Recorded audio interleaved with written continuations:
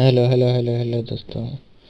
आज फिर स्टार्ट करते हैं साइंस के एक महत्वपूर्ण क्लास के कुछ पादप तंतु, इसके बारे में पढ़ेंगे। पादप तंतु, जिसमें फर्स्ट में ही दिया गया है रुई। रुई के बारे में स्टार्ट करें। क्या आपने कभी तेल के लेपन के लिए बत्तियां बनाई है? इस बत्तियों को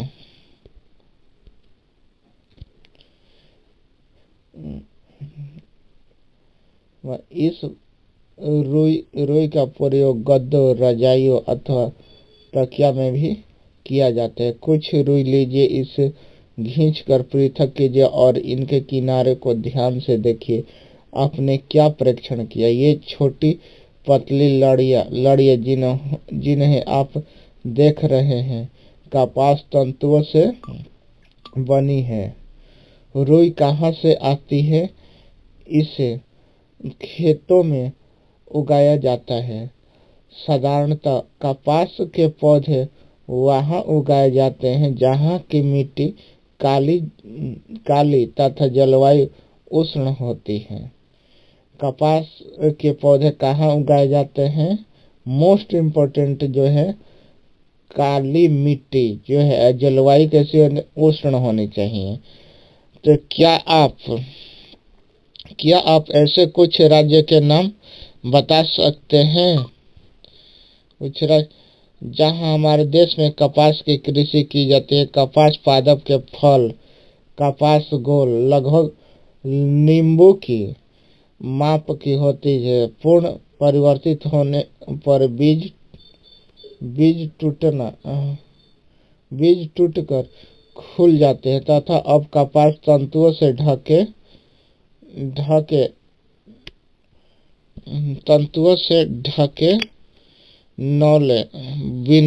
विनोले कपास को देखा जा सकता है। क्या आपने ऐसा कपास खेत देखा है जो कपास चुने जाने के लिए तैयार हो चुका है? इस समय खेत कपास के परिफूलों से इतना श्वेत हो जाता है जैसे हिम ने ढक लिया हो। चित्र यहाँ पर दिखाया जा रहा है। इसमें साधारणतः इन कपास बालों से कपास को हस्त चयन द्वारा प्राप्त किया जाता है। हाथों से चुना जाता है। इसके पश्चात कपास से बीजों को कनकतन द्वारा पृथक किया जाता है। इस प्रक्रिया को कपास ओटन कहते हैं। अब यहाँ पर क्वेश्चन बन जाएगा, कपास ओटन कहते हैं। बीजों को कंकलित द्वारा पृथक किया जाता है। इस प्रक्रिया को क्या कहते हैं? कपास ओटन कहते हैं। बीजों को कंकलित द्वारा पृथक किया जाता है प्रक्रिया को कपास ओटन कहते हैं। पारंपरिक ढंग से कपास हाथों से उसी चित्र 3.7। आजकल कपास ओटने के लिए मशीनों का प्रयोग किया जाता है।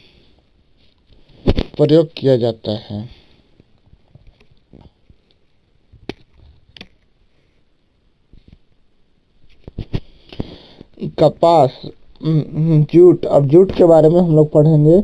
जूट को हम लोग क्या पटसन बोलते हैं, जो चित्र 3.8 में दिखाया जा रहा है। पटसन के बारे में, पटसन तंतु को पटसन पादप 3.8 के तने से प्राप्त किया जाता है।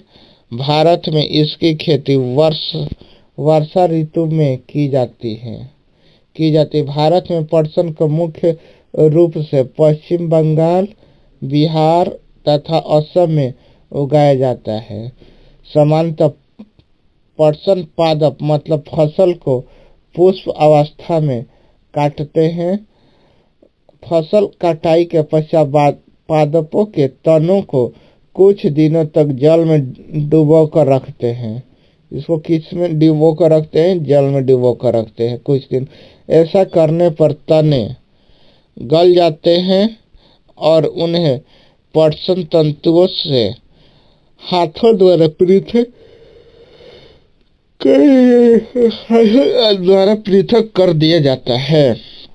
वस्त्र बनाने से पहले इन सभी तंतुओं को तागे में परिवर्तित कर लिया जाता है। तंतुओं में परिवर्तित कर लिया जाता है। ऐसा कैसे किया जाता है? ऐसा कैसे किया जाता है? यहाँ पर देखिए चित्र में दिखाया जा रहा है रुई से तागा बनाना और चरखा का भी दिखाया जा रहा है। देखिए सूती काते की कटाई के बारे में आप स्वयं तागे बनाने का प्रयास कर सकते हैं। अब देखिए यहाँ पर क्रियाकलाप दिया जा रहा है। इसमें बहुत अच्छे तरीके से समझाया जा रहा है।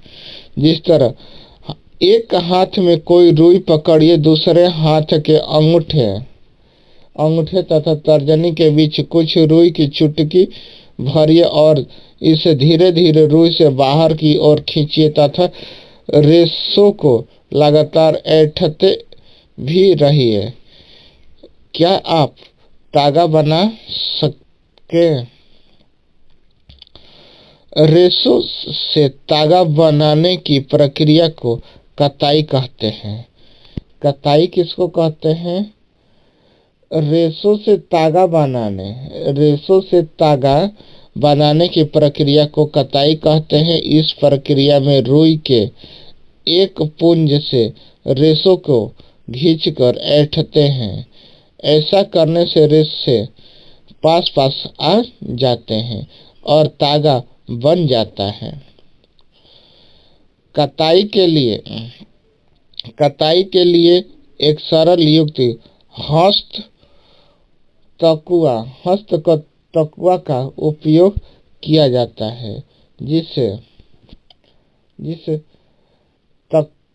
तकली कहते हैं। हाथ से प्रचलित कताई में प्रयोग होने वाली एक अन्य युक्ति चरखा है। अन्य युक्ति क्या है? चरखा है। चरखे के प्रयोग को राष्ट्रपिता महात्मा गांधी ने स्वतंत्रता आंदोलन के एक पक्ष के रूप में लोकप्रिय प्रदान की थी। उन्होंने लोगों के हाथ कते धागे से बुनी वस्त्रों को पहनने तथा ब्रिटिश की मिलों में बने आयातित कपड़े को बहिष्कार करने के लिए प्रोत्साहित किया था। बृहद पैमाने पर तागों की कताई का कार्य कताई मशीनों की सहायता से किया जाता है। कताई के पश्चात तागों का उपयोग वस्त्र बनाने में किया जाता है। तागे से वस्त्र। अब यहाँ पर बताया जा रहा है तागे से वस्त्र बनाने की कई विधियां हैं। इनमें दो प्रमुख विधियां बुनाई तथा बधाई हैं। बुनाई क्रियाकलाप दो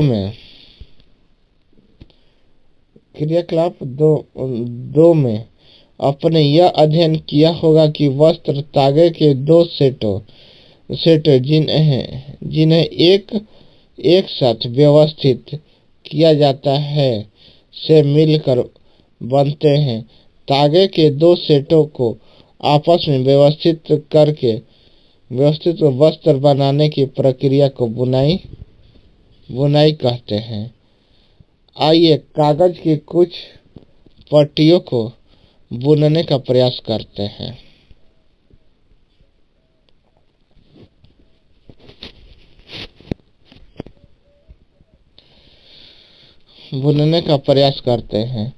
भिन्न भिन्न रंगों की दो कागज की शीट लीजिए। दोनों में से 30 सेंटीमीटर लंबाई तथा 30 सेंटीमीटर चौड़ाई की वर्गाकार शीट काटिए। अब इन दोनों शीटों को आधा मोड़िए। एक शीट पर चित्र 3.21 को दिखाकर अनुसार रेखाएं खींचिए तथा दूसरी शीट पर 3.12b में दिखाए अनुसार रेखा खींचिए। दोनों शीटों की खींची गई रेखाओं के अनुदिश काटिए और फिर शीटों के मोड़ों को खोलकर उन्हें फैला लीजिए। एक शीट की पट्टियों को एक एक करके दूसरे शीट के कटाओ। देखिए, अब चित्र 3.2 में ए और बी दिया गया है। इसके बाद सी और डी, जिस तरह धागे के बुनाई के बारे में भी बताया जा रहा है, उसके बारे में यहाँ पर बताया जा रहा है।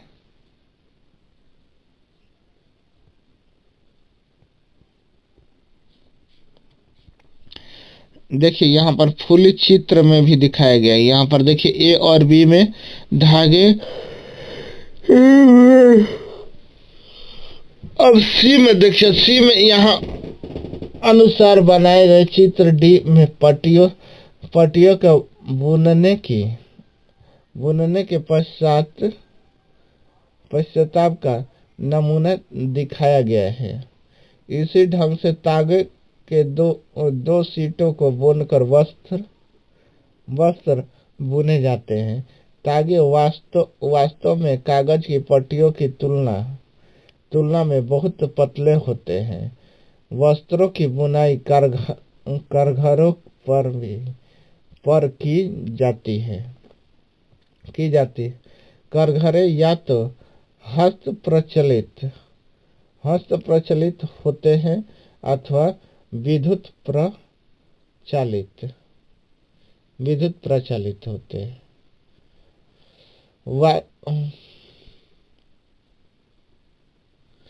वस्तु ऐसी बुनाई द्वारा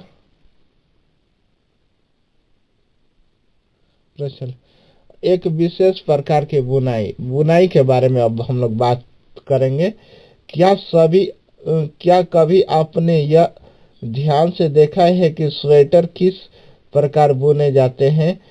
इनकी बुनाई निटिंग में किसी एकल तागे का उपयोग वस्त्र के एक टुकड़े को बनाने में किया जाता है। क्या आपने कभी किसी फटे हुए मोजे के किसी तागे को खींचकर देखा है? जब आप ऐसा करते हैं कि क्या होता है? एकल धागा लगाकर खींचता चला जाता है तथा वस्त्र उड़ता जाता है। मोजे और बहुत सी अन्य पहनने की वस्तुएं ऐसी बुनाई द्वारा बने वस्त्रों से बुनाई जाती है। इस प्रकार की बुनाई हाथों से तथा मशीनों द्वारा भी की जाती है। दोनों प्रकार की बुनाई का प्रयोग भिन्न भिन्न प्रकार के वस्त्रों के निर्माण में किया जाता है। इन वस्त्रों का उपयोग पहनने की विविध वस्तुओं को बनाने में होता है। पहली यह जानना चाहती है कि क्या आपने नारियल के बाहरी खोल के तंतुओं से बने किस वस्त्र को देखा है? इन तंतुओं का सामान्यतः किन कार्यों में उपयोग होता है? यहाँ पर नारियल के बाहरी खोल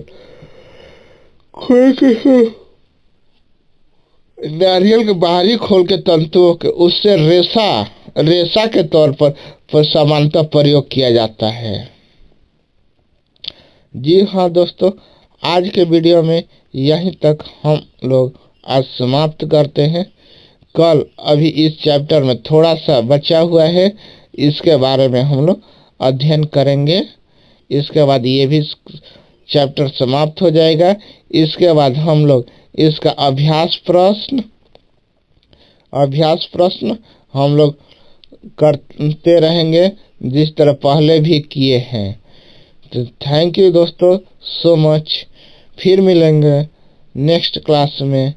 thank you, bye bye, good night.